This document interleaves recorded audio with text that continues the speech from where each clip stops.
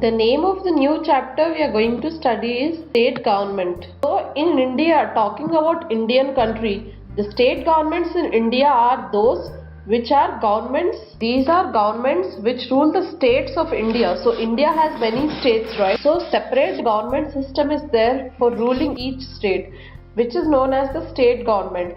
And the head of Council of Ministers in a state is known as Chief Minister. Every state in India has a Chief Minister and he is the head for all the council ministers of that state. So state governments in India, government works at three levels in India. They are known as local level, state level and national level. So we have Gram Panchayats, we have state governments, we have central governments, right? The government which works at the state level, it is known as the state government. Here the legislature makes the laws which govern a state. So the legislature only decides the laws that will rule over a state, and the implements the laws, the judiciary, all that ensure that people are protected, state is protected. So implements the executive of the legislature, the speaker, he implements the laws, and the judiciary, the people of the court, the people of the state level, national high court, the state level high court, the judiciary means the total people, lawyers, courts, judges, all these people together come under judiciary. Judge and the lawyers of the court, advocates, all these come under judiciary. So these people along with the speaker, they ensure that all the people of the state are protected. So state government is divided into legislative. Next, let's see about the legislature. So to make the laws for a state, we need a body empowered to make them. So we need educated people who have knowledge, who can make laws for a state. So this body is only known as legislature. And in some states, the legislature is divided into two types of houses. They are known as Vidhan Sabha and Vidhan Parishad. But some states contain only Vidhan Sabha and some states contain both Vidhan Sabha and Vidhan Parishad. So if any state is having both the houses, both the legislatures, then they are known as bicameral, and those states having only one house, they are known as unicameral. So unicameral and bicameral. Next is the Vidhan Parishad. So the Legislative Council or the Vidhan Parishad, this is the upper chamber of the state legislature. The Union Parliament, it has the power to create or abolish the Legislative Council. So Legislative Council is also known as Vidhan Parishad, and this is the upper chamber of the state government. And the Union Parliament, that is the central parliament, it has the power to create or abolish this Legislative Council of different states on the basis of resolutions, that means decisions adopted by special majority in the assemblies. So majority of the people in the assembly, state level government, if they make any decisions, then the central government has the power to abolish these decisions or to create these decisions. So as mentioned in the constitution rules, the total membership of this council will not be less than 40. So the total members of the state legislature upper chamber will not be less than 40 and not more than 1/3 of the total number of members of the total legislative assembly. So how many members are elected? Out of those, not less than 40 will be in the upper house, that is Vidhan Parishad, and not more than 1/3 of the total members elected. So all these legislative council members, they are indirectly elected or nominated by the governor.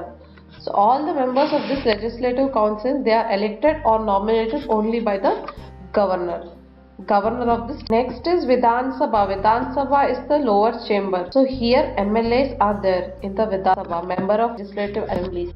So these MLAs are elected by the people because it is a democratic system of government, and in each state of India has an assembly, and each state is also divided into many areas called constituencies. So from each constituency, one people is elected and then he becomes an MLA. He can belong to any political party. So now you understood, right? Every state has an assembly and every state is divided into small constituencies. So from each constituency, one member will be elected who is known as the MLA. this MLA all together, they represent, all the MLAs together represent the Vidhan Sabha.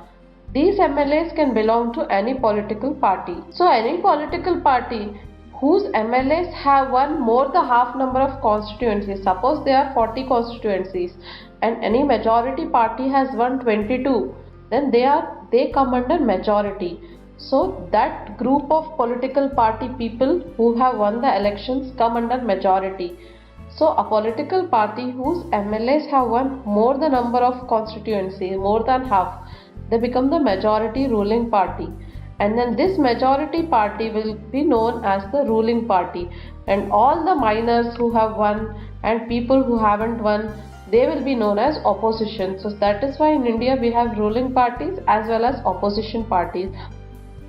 So as of now in India, the Prime Minister belongs to the BJP, Narendra Modi. So he belongs to the ruling party and Congress is the opposition party. And all the states in India, they do not have the same number of MLAs. So suppose for example Rajasthan, it is the largest state of India in terms of area, the land. So that assembly has 200 members. Rajasthan state's assembly has 200 members. Whereas Madhya Pradesh, this is the second largest state in India in terms of land, that is in terms of area. But then still, it has more number of MLAs than Rajasthan. It has 230 MLAs. So this is an image of Vidhan Sabha. What is the life of Vidhan Sabha? It lasts for 5 years.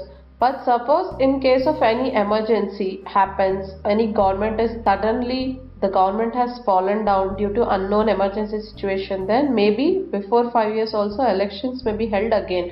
But otherwise, the assembly lasts for 5 years. So to become the legislative member, to become a MLA, what are the basic qualifications needed? He or she has to be a citizen of India and has to be of minimum 25 years of age.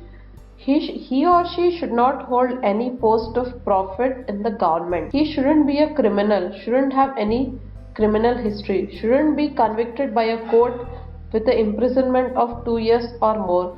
And also in addition to all this, he or she must have a sound mind. Then he is eligible to become the member of the legislature. Then in addition to all these features, if he has a sound mind, then then the person can become the member of the legislature. Who can be the leader of the legislature? So all these members of the assemblies, they elect the speakers. MLAs are elected, no member of legislative assemblies. MLAs elect one speaker and also a deputy speaker. So this deputy speaker and main speaker, they control the house, that is assembly, and ensure there is order. So who is the leader of the legislature? Total MLAs elect one speaker who is the leader of the legislature, and also there is one deputy speaker also. Next, let's see about the powers and functions of state legislative assembly in India. So Indian constitution, it tells us that there is a parliamentary type of government in the state. The popularly elected legislative assemblies, the MLAs and all these things, the state assemblies, they are designed by the constitution as forums. So what is their function? To provide legitimacy to the governments of the states. So Indian constitution institutes that there is parliamentary type of government system in the states. The elected MLAs, they are designed by the constitution so that they can provide legitimacy to the government. That means the MLAs, whoever have been elected, they should be good, they should be sincere, and they should provide good ruling. Power should be good. They should be capable of ruling their particular constituency, and they should provide legitimacy to the government of the state because they are answerable to the government of the state. And what is the most important function of the Legislative Assembly? It acts as the highest law-making organ of the state. State Legislative Assembly has the highest powers to control the state. And in unicameral state legislature, where there is only one house, there's only the upper chamber, there all bills on the subjects in the state, these are initiated and passed by this house before it goes to the permission for the governor. So in unicameral, where there is only one chamber, upper house, there all the bills in the state, they are initiated and passed only in one single house and then they go to the governor. But in bicameral state legislature, where there are two houses, upper chamber and lower chamber, that legislative council cannot initiate the money bills. These needs to be either raised, so ordinary bills can be raised in either houses, but money bills can originate only in the Vidhan Sabha. So in two types, in bicameral state legislature we have two houses, upper house and lower house. Here money bills cannot be initiated, only ordinary bills can be initiated. Money bills can originate only in the Vidhan Sabha. And even though the assembly doesn't have direct share in the powers, assembly cannot take the direct decisions, right? But still it can influence, it has good degree of influence over the executive. India has unstable party system. There are many political parties. So that is the reason MLAs, member of legislative assemblies, they bargain for the power. They ask for the power, and in exchange for power, they provide support in the legislative assembly. In the assembly sessions, in return for the power, they provide good support in the assembly sessions. So this assembly has the power over the complete state. Budget will be decided, all the money bills will be initiated and passed in the assembly, and later the governor sanctions these bills. In addition to these powers, that is passing of the bills, initiating the budget, money bills, ordinary bills, in addition to all these powers of the assembly, this assembly also has some exclusive powers. What are those powers? The MLAs, the members of the assembly, they take part in the election of the president also. The president of India will be elected by the MLAs of each state. And then assembly also takes part in the constitution amendments. And next let's see about the executive of the state. Executives of the state, they consist of three persons: governor, chief minister of the state and the council of ministers. All these people together form the executives of the state. Next is the governor of the state. He is the state chief executive. He is appointed by the President of India for a period of 5 years. He or she can be appointed by the President of India, and the term period of the governor is 5 years. Governor is appointed on the advice of Union Council of Ministers, that is central ministers. Central government has ministers, right? So by the advice of the Union Council of Ministers, governor will be elected. And in reality, we can say that also the president takes the advice of the prime minister, but taking the advice of the chief minister of that particular state before appointing the governor, it is not an important thing. Suppose in Andhra Pradesh the president wants to appoint some governor, he can take the advice of central government ministers and prime minister advice, but he need not take the chief minister's advice of that state. But still he may consult that chief minister. But in case he is appointing many governors, then he can still consult the chief minister. So president only appoints the governor and his term is for 5 years. But still if the president likes his powers, his rules, then he can extend the tenure for more than 5 years. What are the qualifications required to become a governor? He or she must be the citizen of India, complete 35 years of age, have good sound mind, and shouldn't be a criminal or been convicted in a court of the law. What are the powers of a governor? So governor is the chief executive of a state, and the powers and functions of the governor of the state resemble like those of the president of the central government. So same like the president, governor is also a constitutional ruler, just a nominal figure. He is not really functional. So generally speaking, the governor acts on the advice of the ministers only. Governor is appointed by the President of India. Important function of the governor is to appoint that chief minister of that state. And not only chief minister, other council of ministers of the state are also appointed by governor while taking the advice of the chief minister. Governor also has some judicial powers like power to grant pardons, reprieves, or remissions of the punishment to any person or any criminal. In addition to judicial powers, governor also has discretionary powers like recommending president's rule in a state.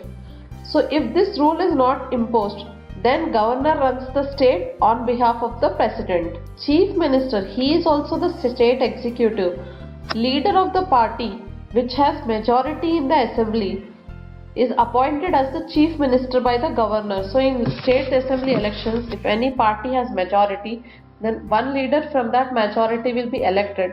He will be appointed as chief minister on the advice of the governor. So chief minister again forms a council of ministers from the colleagues of the legislative assembly. Next, council of ministers appointed by the chief minister also play the role of the state executive.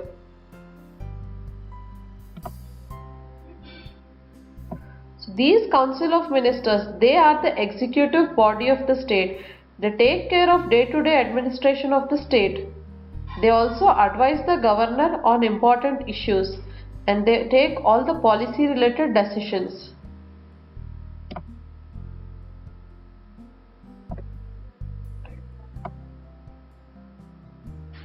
These council of ministers, they are answerable to the speakers, answerable to the legislative offices, answerable to the legislative houses, and they remain in power as long as they have the support of the majority people of the assembly.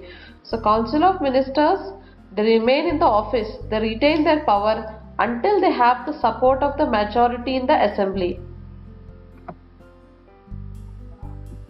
The chief minister is definitely head of the state government, and these council of ministers are appointed on the advice of the chief minister only. So the portfolios or departments among the ministers, they are allocated by the chief minister. So chief minister only allocates that who will be the IT minister, who will be the home minister, who will be the railways minister, all that. So in this council of ministers, the portfolio will be allotted by the chief minister only. And then the senior ministers, they form the cabinet and they take important decisions regarding how the government should run. And then the chief minister and the cabinet members together implement these decisions. So the important decisions for the state, they are taken from the cabinet members, senior ministers as well as the chief minister. Next is judiciary. Judiciary at the state level consists of High Court. High Court is the head of the judiciary at the state level only, and the head of the High Court is Chief Justice, and also there are many judges in the High Court. They are appointed by the President of India. What are the powers of the High Court? They can issue writs, orders, directives and protect the fundamental rights of the citizens of the state, and it has also power on the overall subordinate courts of the state. So on the district courts of the states also this High Court has the power. This is the image of an High Court. Next are subordinate courts.